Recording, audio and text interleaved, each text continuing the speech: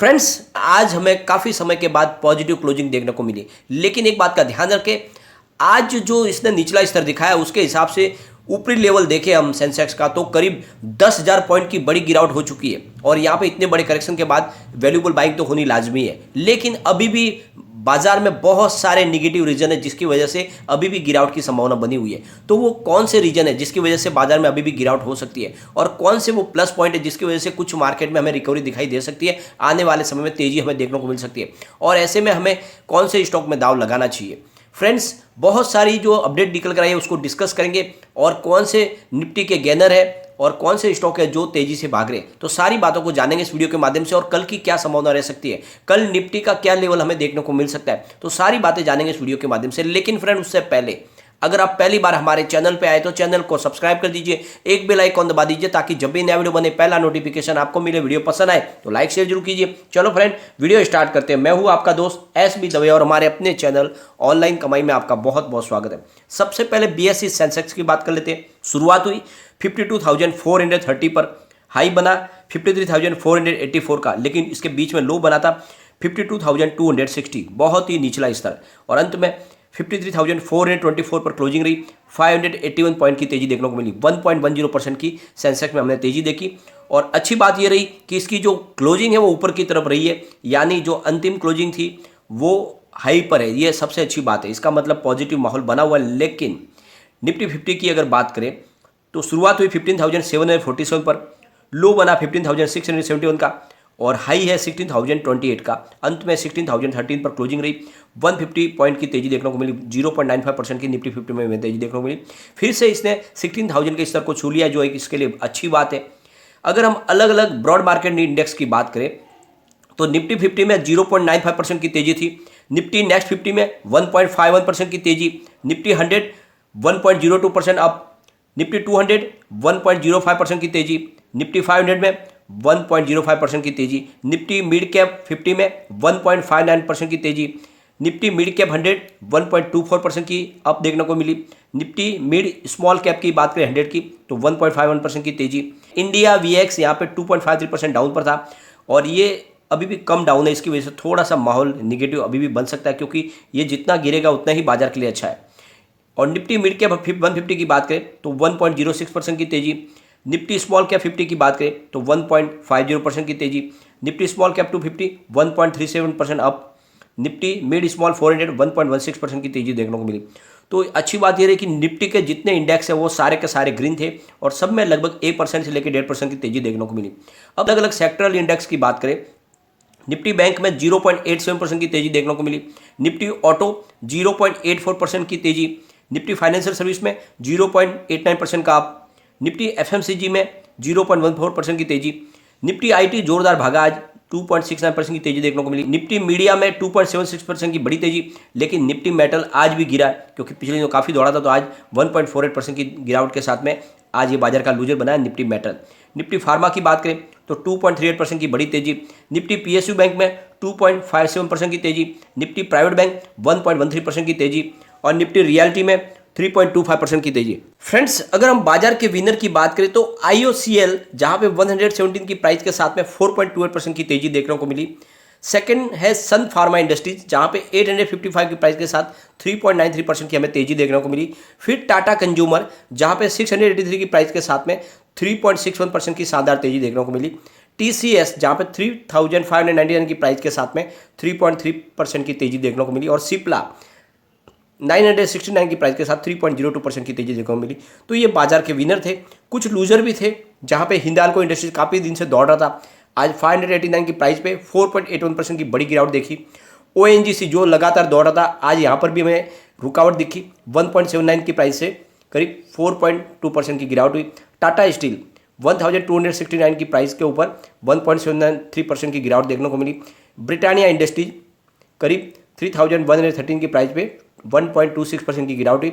JSW steel 629 की price के ऊपर 1.15% की गिरावट हुई। तो जो लगातार दौड़ रहे थे उनमें आज रेस्ट आ गया है और क्योंकि स्टील सेक्टर में आज गिरावट भी थी तो यहाँ पे आपको गिरावट देखने को मिली। बाकी पूरे सेक्टर में आज शानदार तेजी थी और इंटरनेशनल मार्केट कमज़ोर बने हुए, लेकिन उसके बावजूद भी आज हमारे बाजार में तो तेजी देखने को मिली, लेकिन बाजार के लिए जो सबसे बड़ी तकलीफ है वो है एफआईआई। एफआई बिल्कुल बाजार में इन्वेस्टमेंट करने को तैयार नहीं है, वो लगातार सेलर बने हुए। अगर उनके आंकड़े अगर हम देखें तो 28 फरवरी को उन्होंने $588.97 मिलियन का माल बेचा है। 2 मार्च को उन्होंने $547.66 मिलियन माल बेचा। 3 मार्च को उन्होंने $535.65 मिलियन माल बेचा। 4 मार्च को उन्होंने $862.56 मिलियन का माल बेचा और 7 मार्च को उन्होंने $985.05 मिलियन का माल बेचा। और सबसे बड़ी चिंताजनक बात यह है कि लगातार उनका जो सेल है वो बढ़ रहा है, यानी लगातार क्वांटिटी बढ़ रही है। उससे एक बात समझ में आ रही है कि एफआई पता नहीं कहाँ तक सेल करते रहेंगे, और इस वजह से जब तक एफआई का सेल जारी रहेगा बाजार में हमें बड़ी तेजी देखने को नहीं मिलेगी। एक अच्छी बात यह है कि उतने ही बाजार में गिरते बाजार को संभाल रहे हैं बड़े फंड हाउस हमारे डीआई। 28 फरवरी को उन्होंने 4,142 करोड़ रुपये का इन्वेस्टमेंट किया। 2 मार्च को उन्होंने 3,061 करोड़ रुपये का इन्वेस्टमेंट किया। 3 मार्च को 4,799 करोड़ रुपये का उन्होंने इन्वेस्टमेंट किया। 4 मार्च को 4,738 करोड़ रुपये का इन्वेस्टमेंट किया और 7 मार्च को उन्होंने 5,331 करोड़ रुपये का इन्वेस्टमेंट किया।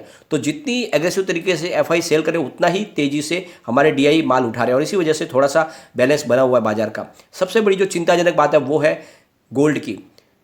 10 ग्राम 24 कैरेट गोल्ड की प्राइस की बात करें तो 55,000 पार कर गया। ये बहुत ही ज़्यादा चिंताजनक बात है, क्योंकि जो गोल्ड जिस तरह से बढ़ रहा है उस हिसाब से जो रिटेल निवेशक है उनका रुझान भी गोल्ड की तरफ बढ़ेगा। वो इन्वेस्टमेंट बाजार से निकाल के अब गोल्ड में लगा सकते हैं और इसीलिए बाजार में नरमी हमें देखने को मिल सकती है। सबसे दूसरी और चिंताजनक बात है वो है इंडियन रुपीज़ की, जो बहुत ज़्यादा वीक हो चुका है। $1 के सामने 76.98 की प्राइस है। वैसे इसने मंडे के दिन 77 का हाई बना दिया था, फिलहाल 77 के आसपास है, 76.98 रुपये की प्राइस है। तो ये काफ़ी चिंताजनक बात है। अब यहाँ पे रूस ने एक बहुत बड़ी धमकी दे दी है। रूस ने कहा है कि इसी तरह से अगर हमारे पे प्रतिबंध लगाया गया तो पूरे यूरोप कंट्रीज़ को $300 के भाव में क्रूड ऑयल खरीदना पड़ेगा। ये धमकी दे दी है रूस की तरफ से। और रसिया का कहना है कि हम यूरोप की गैस सप्लाई है उसको भी बंद कर देंगे। तो उनका कहना है कि जो जर्मनी में गैस सप्लाई हो रही है उसको बंद किया जाएगा। तेल सप्लाई पर प्रतिबंध लगाने की तैयारी में जुटे अमेरिका और यूरोप को रूस ने 2 टूक चेतावनी दी है। रूस के एक मंत्री ने कहा कि अगर यूरोपीय संघ हमारे ऊपर इस तरह से प्रतिबंध लगाने की सोच रहे तो क्रूड ऑयल 300 में खरीदने को वो तैयार रहे। रूस के deputy prime minister Alexander Novak ने कहा है कि अगर रूस से कच्चे तेल की सप्लाई पर प्रतिबंध लगाया जाता है तो पश्चिम देशों को $300 प्रति डॉलर के भाव से क्रूड ऑयल खरीदना पड़ेगा। प्रतिबंध का ग्लोबल मार्केट पर बड़ा असर दिखेगा। रूस की ग्लोबल क्रूड सप्लाई 8% है, जबकि यूरोप की सप्लाई में 30% हिस्सेदारी है। तो ऐसे में रूस ने बड़ी धमकी दे दी है। साथ में उन्होंने कहा कि जर्मनी की जो गैस सप्लाई है उसको भी हम बंद कर देंगे। तो आने वाले समय में जिस तरह से प्रतिबंध लग रहे हैं उसका रिएक्ट अब रूस ने भी करना शुरू कर दिया। वो भी कह रहा है कि तुम्हारे को हम बहुत ज़्यादा नुकसान पहुँचा सकते हैं। अब यहाँ पे 13वां दिन है जब जंग जारी है, जहाँ पे कहा जाता है कि 24 घंटे में खत्म हो जाएगी। ये 13 दिन तो हो गए। रूस और यूक्रेन का एक दूसरे में पलटवार जारी है और इस बीच में यूक्रेन के राष्ट्रपति जेलेंस्की का दावा है कि 13 दिन की जंग में रूस के इतने ज़्यादा लॉस हो चुका है, रूस को इतने हथियार तबाह हो चुके हैं जितने 30 साल में कभी नहीं हुए होंगे। दूसरी तरफ यूक्रेन के पूर्व राष्ट्रपति विक्टर यानुकोविच ने जेलेंस्की के किसी भी कीमत पर युद्ध रोकने की अपील की है। उनका कहना है कि इस युद्ध को रोका जाए। रूसी सेना लगातार यूक्रेन के अलग अलग शहरों को निशाना बना रही है। इसी क्रम में सुमी शहर के रिहायशी इलाकों में भी मिसाइल से अटैक किया गया, जिसमें 2 बच्चों की समेत 10 लोगों की मौत हुई है। वही यूक्रेन का दावा है कि अब तक 12,000 से ज़्यादा रूसी सैनिक मारे जा चुके हैं। तो दोनों तरफ से दावे किए जा रहे हैं, लेकिन इसके बीच में सबसे बड़ी बात यह है कि जो सुमी में हमारे जो स्टूडेंट फंसे हुए थे उनको सबको निकाल दिया गया। ये बहुत बड़ी राहत की खबर है। अब हमारे बच्चे लगभग नहीं है यूक्रेन में कोई। और जो सबसे बड़ी जो चिंताजनक हमारे लिए बात है वो है एफआई लगातार बाजार में सेलर बने हुए। तो उसके पीछे कुछ वजह है। विदेशी निवेशकों को शेयर बेचने के कई कारण, जहाँ क्रूड ऑयल की प्राइस महंगाई से बढ़ रही है और इसी वजह से वो शेयर बाजार में गिरावट आएगी उनको पता है, और इसी वजह से वो लगातार अपने शेयर बेच रहे हैं। दूसरी तरफ इंडियन स्टॉक मार्केट जो थे वो अपने रिकॉर्ड ऊपरी लेवल से टूट गए, और दूसरे यूक्रेन और रूस की वजह से माहौल जो है फिलहाल अभी भी अनस्टेबल है। तीसरा, अमेरिकी बाजार में ब्याज दरें ऊपर जाएगी ऐसी संभावना बनी हुई है, जिनसे ज़्यादा ब्याज मिलेगा। चौथा, अब निवेशक सुरक्षित निवेश की तलाश में, क्योंकि 2020 के मार्च के बाद इन्होंने भारतीय बाजार में अच्छा खासा प्रॉफिट कमा लिया है। तो एफआई अब अपना इन्वेस्टमेंट कहीं और लगाना चाहते हैं। उनको लगता है कि अमेरिका में अगर ब्याज दर बढ़ेगी तो वो पैसा वहाँ पे लगाएंगे, और इस वजह से एफआई यहाँ पे लगातार निकल रहे हैं। उन्होंने अच्छा खासा प्रॉफिट कम समय में कमा लिया है। तो एफआई फिलहाल सेलर बने हुए हैं। जो हमारे लिए सबसे बड़ी बात यह है कि पेट्रोल डीजल की प्राइस कब बढ़ती है और कितनी बढ़ती है उसके ऊपर हमारा ध्यान रहेगा। फिलहाल थोड़ी सी पॉजिटिव बातें तो बनी हुई है, लेकिन इंटरनेशनल मार्केट अभी भी दबाव में है। वैसे कल की शुरुआत है जो पॉजिटिव होने की पूरी संभावना है। एक बार हम निफ्टी के सपोर्ट देख लेते हैं और रेजिस्टेंस देख लेते हैं। तो फिलहाल निफ्टी 16,013 पर है। तो यहाँ से अगर गिरावट हो जाती है तो 15,734 पर फर्स्ट सपोर्ट है, ये टूटा तो फिर 15,606 का इस तरह देखने को मिलेगा। जो थर्ड सपोर्ट निकल के आ रहा है वो 15,501 का है। तो गिरावट में निफ्टी 50 फिर से 15,500 के आसपास जा सकता है।